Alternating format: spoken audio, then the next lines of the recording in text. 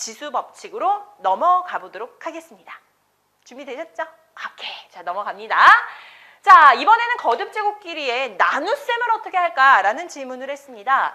나눗셈을 어떻게 할까? 자, 다지마 이것 좀 봐. 힘들게 평생 모은 돈 1억 원을 사회에 기부한 할머니 이야기야. 우와, 참 대단한 할머니다. 이런 분들이 있어서 사회가 아름다운 것 같아. 라는 얘기를 했네요. 나도 어른이 되어서 얼른, 나도 얼른 가서 기부하고 와야지. 얼마나 하려고? 라고 질문을 했어요. 1,000원. 에게 고작 1,000원? 1,000원이라도 하는 게 어디야, 그죠? 자, 고작 1,000원. 얘는 기부하는데 액수가 뭐가 중요해? 그렇긴 하지만 참 탄탄하. 1억은 1,000의 몇 배일까? 뭐 또 이런 질문을 했네요. 와, 여기서 이런 질문까지 왔어요. 1억은 얘들아 1,000의 몇 배일까요? 몇 배일까? 자, 이것도 쉽게 계산할 수 있는 방법이 있겠죠. 뭘 이용해서? 지수법칙 이용해서.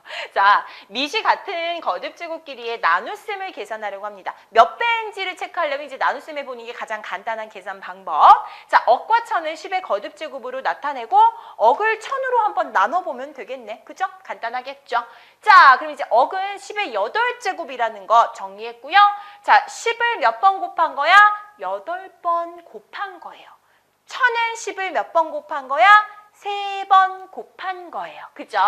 자, 그럼 이제 뭐에서 뭐를 나눌 거냐 하면 10의 8제곱에서 10의 3제곱을 나눌 겁니다. 이 얘기를 한 거예요. 자, 그럼 이제 그대로 곱셈으로 이렇게 써봤어. 그랬더니 어떻게 됐습니까?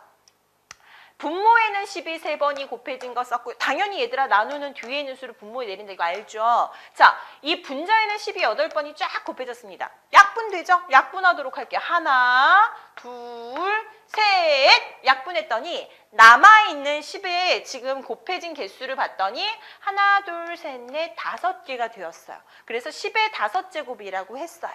결국에 내가 요 나눈다라는 뜻은 분모로 내려가지고 얘네들끼리의 곱셈을 나타낸 것이기 때문에 뭐가 가능해? 약분이 가능해. 그래서 요 세 개가 즉 8번 곱해진 것 중에 3번 곱해진 게 없어져 버려. 그러니까 지수끼리 어떻게 하는 거야? 뺀다라고 보시면 되겠죠. 결국에 8에서 3을 뺀 거랑 똑같다. 즉 그들의 지수는 5가 되었다. 그래서 10의 5제곱, 억은 천의 10의 5제곱 배아라고 이렇게 간단히 쓸 수 있겠네요. 그죠? 자, 그래서 일반적으로 다음과 같이 지수법칙이 성립을 한다라고 보시면 되고요.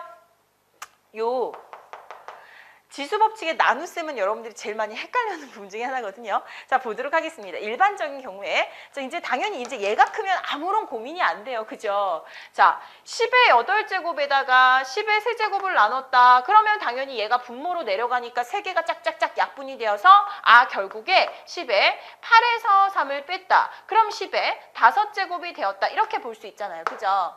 자, 그런데 이제 반대로 된 경우는 어떻게 할까요? 반대로 된 경우. 반대로 된 경우는 3에서 8을 뺄 거 아닙니까? 그죠? 요것도 보셔야 돼요. 자, 그러면 10의 3제곱에서 10의 8제곱을 나눴다라고 보도록 하겠습니다. 그럼 이제 이건 어떻게 되는 거니? 분모가 봐봐. 하나, 좀 많이 썼다. 조그만 숫자 쓸 걸. 그죠? 넷, 5, 6, 7, 8. 그죠? 여기는 3개. 됐습니까? 그럼 이제 여기에서는 약분이 똑같이 돼. 똑같이 되는데 하나, 둘, 3개 약분되었습니다. 얘는 당연히 1이 되고요. 그럼 분모에 남는 것은 몇이 되겠습니까? 하나, 둘, 셋, 넷, 5. 10의 5제곱분의 1입니다. 이렇게 쓰시면 돼요. 됐죠? 그럼 이제 여러분들이 좀 정리하셔야 될 것은 잠깐만. 그러면 이 앞에 있는 게 뒤에 있는 것보다 작은 수면 어떻게 합니까? 그죠? 이때는 그냥 두 수의 차를 구해. 그런데 앞에 있는 지수가 더 작잖아? 그럼 이제 이 분모에다가 여러분들이 그들의 차의 지수를 써준다라고 보시면 돼요. 알겠죠? 그죠? 그래서 얘를 여러분들이 아까 선생님이 일부러 살짝 보여준 이유가 뭐냐면 그냥 일반적으로 이 지수의 나눗셈, 즉 얘네들끼리의 나눗셈을 볼 때는 지수의 차를 구한다라고 했잖아. 그지? 거듭제곱의 나눗셈을 볼 때는 지수끼리의 차를 구한다라고 했었는데 그럼 선생님 차를 구했을 때 8에서 3을 뺐을 때는 당연히 5가 되는 거 아닙니까? 그래서 10의 5제곱 썼어요. 그런데 이제 3에서 8을 뺐을 때는 그냥 차가 아닌 순서대로 뺐을 때는 얘가 마이너스 5가 되잖아. 그럼 사실은 이 표현은 현행에서는 나오지 않는다라고 분명히 얘기했습니다. 하지만 이제 여러분들이 여기까지는 이렇게 연결을 시키면 조금 문제 풀 때 편해요. 그래서 이 마이너스가 그냥 이해를 하기 위해선 이 마이너스 5가 이 분수의 짝대기가 된다라고 보시면 돼요. 그래서 10의 5제곱분의 1이구나 이렇게 정리하시면 조금 더 빠른 계산 가능하겠죠. 그죠? 그 다음에 또 주의하셔야 될 사항 하나 더 추가해 주도록 하겠습니다. 자, 10의 예를 들어서 세제곱 나누기 10의 세제곱 이렇게 되었어. 이거 어떻게 되는 거야?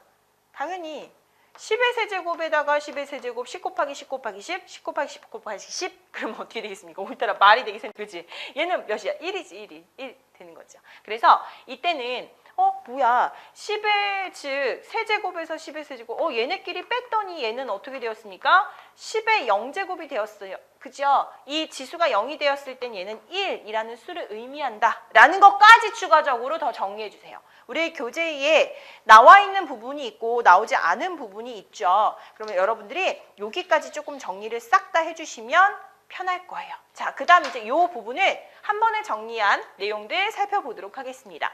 자, 요거지 요거. 지수법칙 두 번째, 이제 나눗셈에선 여러분들이 범위가 중요했죠. 그러니까 앞에 나온 지수가 더 클 때는 문제가 되지 않았어요. 그냥 빼시면 돼요. 그런데 이제 앞에 나온 지수가 더 작을 때는 이렇게 분모로 내려서 써준다라는 것, 똑같을 때는 1이 된다라는 것. 만들어주시면 되고요.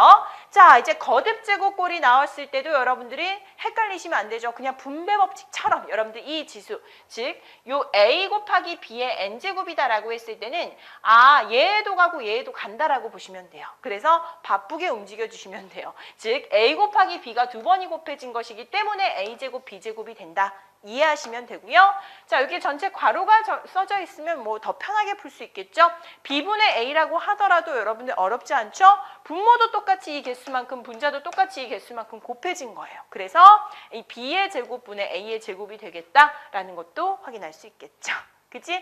자, 그럼 이제 여기까지 총 정리가 되었으니까 여러분들 좀 마무리를 깔끔하게 해보시고요. 개념까지 저장했으니 4단계를 다 풀었으니 이제 개념 스마트 부분까지 가보도록 하겠습니다. 자, 요거 선생님이 설명하고 그대로 나왔죠. 자, 2의 세제곱에서 2의 5제곱 중학교 과정에서는 지수가 자연수인 것만 다룬다라고 해서 이제 요렇게 할 수 있는데 우리 나름대로 다시 한번 정리했죠. 얘가 만약에 마이너스 2가 나왔어. 그러면 얘는 2의 제곱분의 1이구나 이렇게 파악하자라고 했습니다. 그 원리도 다 보여줬어요. 분모에 내린다.